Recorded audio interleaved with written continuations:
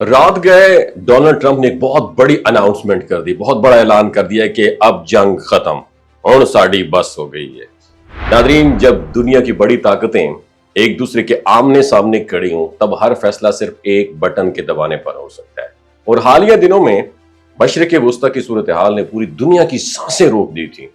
امریکی صدر Donald Trump نے اچانک اعلان کیا کہ وہ مزید کشیدگی نہیں چاہتے، وہ حالات کو مذاکرات کی طرف موڑنے کا ارادہ رکھتے ہیں۔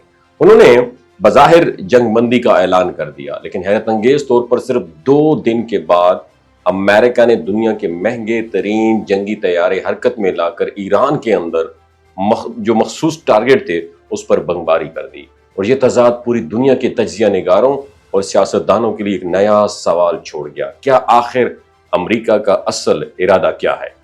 ناظرین، بظاہر دنیا کو دکھانے کے لیے مذاکرات کی بات ہو رہی ہے، لیکن پس پردہ ایسی چالیں چلی جا رہی ہیں جن کا مقصد شاید ایران کو کسی نہ کسی طرح جنگ میں دھکیلنا ہے۔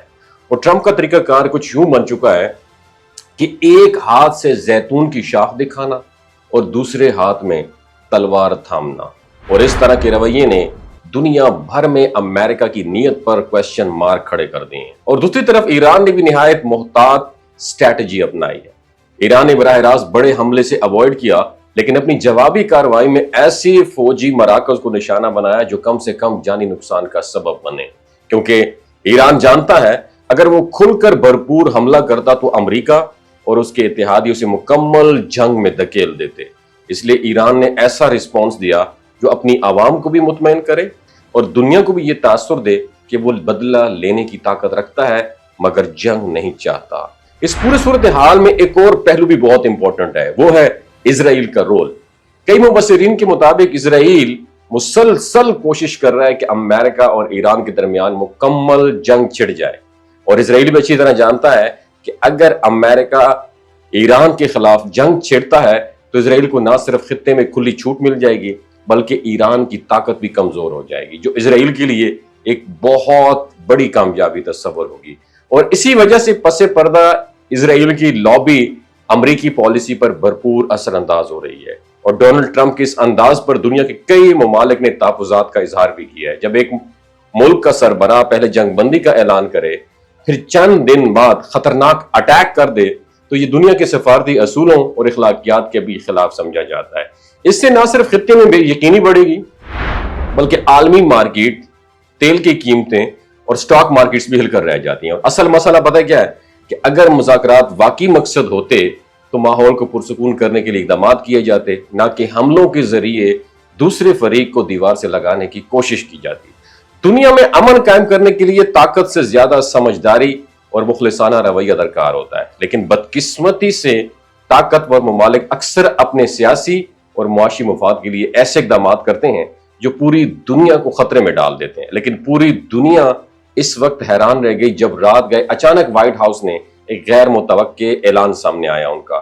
ڈونلڈ ٹرمپ نے اب ایک ہنگامی کانفرنس میں کہا کہ اب جنگ ختم، ہم مزید تصادم نہیں چاہتے، کیونکہ ان کے مطابق دونوں اطراف کے نقصان کا اندازہ لگانے کے بعد امریکہ نے فی الحال مزید عسکری کارروائیاں روکنے کا فیصلہ کیا ہے۔ ٹرمپ نے کہا اگر مذاکرات کے ذریعے مسئلے کے حل کو ترجیح دی جائے گی، لیکن یہ بھی خبردار کر دیا اگر ایران نے دوبارہ کسی اشتعال انگیزی کی کوشش کی تو اس بار امریکہ کا رد عمل کہیں زیادہ شدید اور فیصلہ کن ہوگا۔ ٹرمپ کے اس بیان نے ایک طرف تو دنیا کو وقتی طور پر سکھ کا سانس لانے کا موقع دیا، لیکن ساتھ ہی ماہرین نے اسے ایک سفارتی چال قرار دے دیا جس کا مقصد ایران پر دباؤ بڑھانا اور دنیا کے سامنے امن پسند دکھائی دینا ہے۔ اور اس وقت دنیا کے سامنے بہت بڑا سوال یہی ہے، کیا امریکہ واقعی ایران سے مذاکرات چاہتا ہے یا پھر دباؤ ڈال کر ایران کو مکمل سرنڈر کرنے پر مجبور کرنا اس کا اصل ٹارگٹ ہے؟ ایران کی عوام بھی یہی چاہتی ہے۔ اگر ان کے حکمران مکمل طور پر امریکہ کی شرائط مان لیں تو یہ ان کی خود مختاری کا خاتمہ ہوگا۔ اس لیے ایران اپنے انداز میں مزاحمت بھی کر رہا ہے اور مذاکرات کے دروازے بھی کھلے رکھ رہا ہے۔ آخر میں حقیقت یہی ہے کہ پوری دنیا ایک بار پھر جنگ کے دہانے پر کھڑی ہے، اور ذرا سی غلطی یا کسی ایک فریق کی اشتعال انگیزی اس آگ کو بھڑکا سکتی ہے۔ اس لیے تمام بڑی طاقتوں کو نہایت ذمہ داری اور بردباری کا مظاہرہ کرنا ہوگا، ورنہ اس جنگ کے شعلے صرف مشرق وسطی تک محدود نہیں رہیں گے بلکہ پوری دنیا اس کی لپیٹ میں آ سکتی ہے۔ وما علینا الا البلاغ المبین۔ یہ جو گلگت بلتستان کے لوگ ہوتے ہیں نا، ان کی ایوریج عمر 90 سال سے بھی زیادہ ہوتی ہے۔ You know why? کیونکہ یہ لوگ شلجیت استعمال کرتے ہیں۔ شلجیت کے اندر 85 منرلز ہوتے ہیں۔ اگر آپ چیزوں کو جلدی بھول جاتے ہیں، مردانہ کمزوری محسوس کرتے ہیں، اولاد جیسی نعمت سے محروم ہیں، اور آپ سپرم کاؤنٹ آپ کے کم ہیں، ٹیسٹوسٹیرون ہارمون امبیلنس ہے، آپ سدا بہار جوان نظر آنا چاہتے ہیں، خون کی کمی کو دور کرنا چاہتے ہیں، ہڈیوں جوڑوں کے دردوں سے نجات حاصل کرنا چاہتے ہیں، موٹاپا کم کرنا چاہتے ہیں، تو ڈاکٹر اسد محمود کی پیور اینڈ نیچرل شلجیت ضرور استعمال کریں۔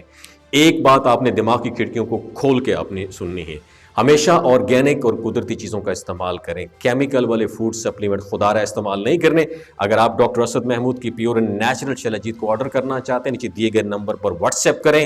3 باتوں کا خیال رکھنا ہے: ہائی بلڈ پریشر میں مبتلا افراد، خواتین جو پریگننٹ ہیں، اور 15 سے 20 سال کی جو نوجوان نسل ہے جو غیر شادی شدہ ہیں، اپنے سیکشول پاور کو بوسٹ کرنے کے لیے استعمال کرنا چاہتے ہیں، تو ڈاکٹر کے ایڈوائس کے بغیر استعمال نہ کریں۔ باقی سارے لوگ بے دھڑک گرمی اور سردیوں میں استعمال کر سکتے ہیں۔ اپنا بہت خیال رکھیے گا۔ اللہ حافظ۔